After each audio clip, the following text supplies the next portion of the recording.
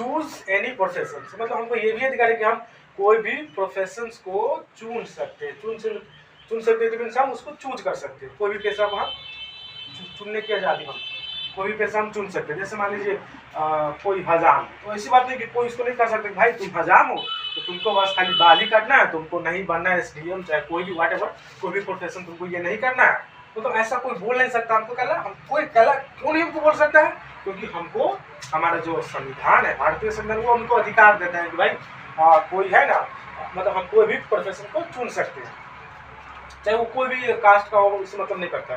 कोई भी व्यक्ति है ना, कोई भी प्रोफेशन को चुन सकता है, क्योंकि हमारा संविधान अधिकार देता है। जैसे मान लीजिए कोई भी, जैसे मान लीजिए आप कोई, हम पता है ना कि कोई मोची है तो उसको ऐसी बात नहीं, कोई नहीं कह सकता है कि भाई तुम मोची हो तो तुम बस जूता सिलोगे, ऐसी बात नहीं।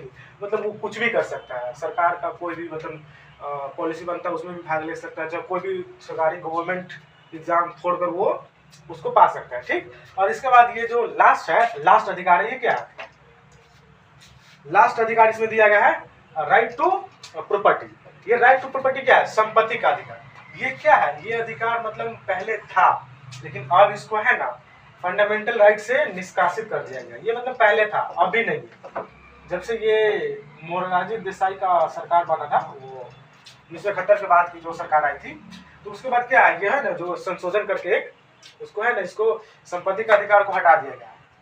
ये अधिकार है, लेकिन ये हमारा फंडामेंटल राइट है। ये प्रॉपर्टी है ना, राइट टू प्रॉपर्टी, ये अधिकार है, लेकिन हमारा ये फंडामेंटल राइट्स नहीं है। क्योंकि जैसे मान लीजिए कोई भी डेवलपमेंट का काम होता है, तो मान लीजिए अगर फंडामेंटल राइट का मतलब क्या होता है, इसका मतलब होता है कि मतलब ये जो हमको अधिकार दिया है ना, इसको कोई नहीं छीन सकता। इवन कि मतलब कोई व्यक्ति तो नहीं छीन सकता, यहाँ तक कि सरकार भी नहीं छीन सकता। इसका मतलब यही होता है, फंडामेंटल राइट का बेसिक से मतलब होता है कि भाई हमको ये जो हमको अधिकार दिया गया है, ये जितना सारा अधिकार दिया गया है, इसको कोई नहीं छीन सकता है। नहीं गवर्नमेंट छीन सकता है, नहीं कोई दूसरा व्यक्ति हमसे छीन सकता है, ठीक।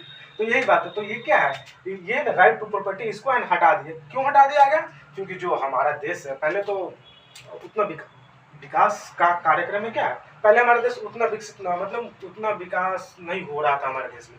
तो ये है ना, ये प्रॉपर्टी का जो अधिकार था, वो विकास में बाधा आ रहा था। क्यों बाधा आ रहा था, जैसे मान लीजिए हमको सड़क बनाना है, और सड़क बनाना है, कोई व्यक्ति का तो नहीं हम ये जमीन हम आपको नहीं देंगे, ये हमारे परदादा का जमीन है, ये हमारे लिए हेरिटेज है, जब हम मतलब इसको संग्रह करके रखेंगे, इस पर हम बड़े बड़े मतलब उसको दफनाएंगे। तो ऐसी था। तो इस तरह से तो हमारे देश का विकास हो नहीं पाएगा। तो इसीलिए क्या करें, उस समय की सरकार ने इस अधिकार को है ना, इस अधिकार को राइट टू प्रॉपर्टी को क्या किया, इसको मतलब यहाँ से हटा के इसको